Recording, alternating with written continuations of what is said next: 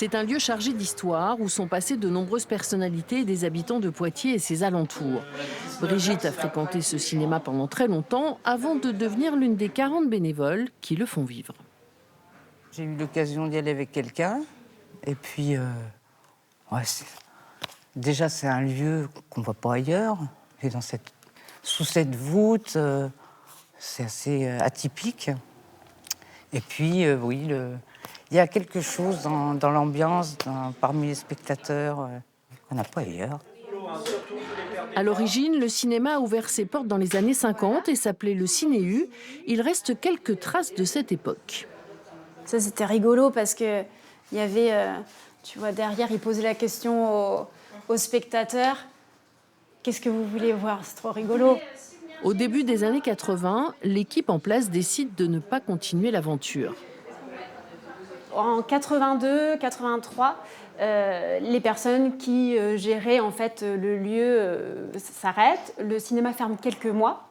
Et 4 cinéphiles passionnés décident de réouvrir finalement la salle et décident d'appeler le cinéma le Dietrich. La vie du Dietrich n'a pas été un long fleuve tranquille. Avec les changements de propriétaire du site, des risques de fermeture se sont produits. Mais à chaque fois, la mobilisation des spectateurs a permis au cinéma de continuer à accueillir des films. Aujourd'hui, il conserve son état d'esprit d'origine en proposant des projections souvent engagées et en incitant les spectateurs à débattre. On se donne un peu le rôle de défricheur. Voilà, on laisse tout ce qui est un peu gros film, au circuit plus important ou au cinéma plus important, et on essaye vraiment d'aller chercher ce qui peut être un peu plus audacieux, plus créatif, plus inventif. On met aussi l'accent beaucoup sur les premiers films, donner aussi la chance à la jeune génération, ou en tout cas aux premières réalisations. Ça, c'est très important pour nous. On essaye vraiment d'aller chercher ce qu'on ne voit pas ailleurs, tout simplement.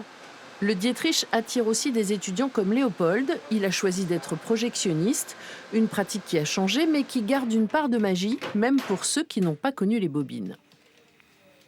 C'est vraiment très simple, voilà, c'est quelques clics et tout, mais il y a vraiment un petit côté underground, je ne sais pas trop comment dire, où finalement on est dans notre petite grotte, un peu comme un hobbit, et puis finalement, on est tout seul et finalement on contribue aussi à la vie du cinéma à notre propre échelle et c'est super sympa, quoi. Le cinéma célèbre son 40e anniversaire du 9 au 13 octobre. Le film 20 dieux, primé à Cannes et au Festival du film d'Angoulême, sera présenté en avant-première en présence de Louise Courvoisier, sa réalisatrice. Qu'est-ce que tu fous là? Je peux partir si tu veux.